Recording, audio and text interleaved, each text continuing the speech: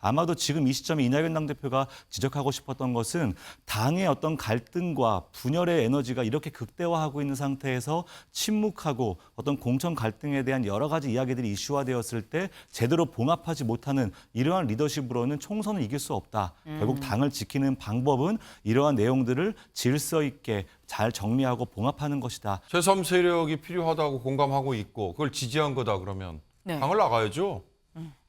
당내에 있으면서 제3세력 얘기하는 게 무슨 소용이 있어요. 전당대회를 지금 앞두고 있어서 네. 당의 주도권, 뭐 당 대표든 뭐든 그 경쟁을 벌이고 있는 상황이면 이런 얘기가 먹혀요. 그러나 네. 총선을 지금 코앞에 두고 있는데 제3세력을 얘기하면서 당내에 남아있다? 그거는 엇박자죠. 명락대전 재현, 이낙연, 전후 시체위 응원가 못 불러. 네, 이게 대체 무슨 얘기냐? 여기 보겠습니다.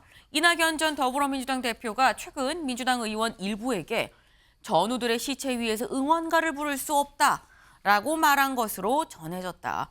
내년 총선을 앞두고 비명계 공천 학살이 현실화되면 선거 지원 유세에 나서지 않겠다는 뜻을 표현한 걸로 보인다라는 겁니다. 네, 이 친낙계 공천 학살하면 가만 안 있을 겁니다라고 한 얘기인 거겠죠.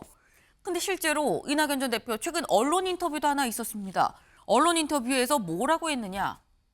이재명 대표에 대해서 이렇게 얘기했어요. 이재명 본인의 사법 문제가 민주당을 옥죄고 그 여파로 당 내부의 도덕적 감수성이 퇴화했다라고 얘기를 했습니다. 굉장히 날선 비판이죠. 이재명 대표의 사법 리스크를 정조준에서 비판을 한 건데 그러면서 또 한 얘기가 있죠. 볼까요? 네. 그럼 민주당에서 뉴스의 중심이라고 멀어지는데 앞으로 활동을 할 겁니까? 라고 물었더니 할 것이다. 이제 시작이다. 라고도 얘기를 했습니다. 이런 인터뷰가 있은 뒤에 나온 게 전우의 시체위에서 응원가를 부를 수가 없다라는 얘기가 나온 겁니다. 신정현 위원님. 네. 명락대전이 다시 발발할 수 있는 겁니까? 명락대전이라고 표현하니까 당의 갈등을 촉발하는 것 같지만 아마 이낙연 당대표가 걱정하는 건 그런 게 아닐까 싶어요. 당의 갈등을 안고서 총선 승리는 결코 이룰 수 없다라는 것입니다. 앞서서 여러 차례 여론조사가 추석 전후를 해서 총선 전에 이루어진 적이 있어요. 유일하게 추석 이후에 이루어졌던 여론조사 중에 이긴 정당이 패배했던 사례가 바로 20대 국회 총선이었습니다. 당내에 갈등을 봉합하지 못했던 그 당시 김무성 대표의 옥새 들고 나르샤라고 네. 하는 바로 그 사건이었습니다.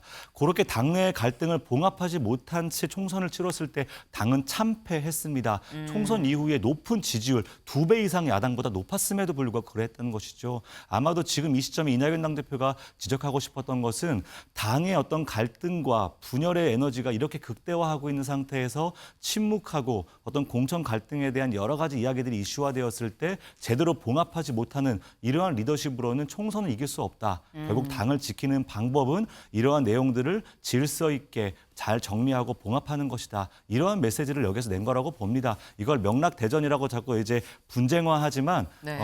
다 아시다시피 뭔가 싸움을 즐기는 분은 절대 아니거든요. 그런 면에서 당을 어떻게 봉합할 것인가에 대한 비전, 나름의 전략을 고문으로서 원로로서 조언한 것이 아닐까 저는 그렇게 해석을 합니다. 네, 지금 당내 화합, 통합이 좀 중요하다라는 얘기 아니겠느냐. 싸움을 좋아하는 분이 아니다라고 말씀을 하셨어요. 그런데 대표적인 친낙계 인사죠. 신경민 전 의원이 이런 얘기를 했습니다. 들어보고 오실까요? 그대로입니다. 지금 제3세력이 필요하다라는 인식에 대해서는 상당히 많은 공감대가 형성이 돼 있고 여기에 대해서 이낙연 전 대표가 지지를 표시하는 거죠. 이 거대 양당을 넘어서는 제3세력이 필요하다라는 거에 대해서 충분히 공감하고 있다는 것이고요. 지금까지의 제3세력의 성적이 좋은 건 아니지만 이번에는 그런 공간이 충분히 존재하고 있으니까 필요하다면은 역할을 할 수도 있지 않겠느냐라는 얘기를 우회적으로 표현한 걸로 저는 봅니다. 네. 네, 신경민 전 의원.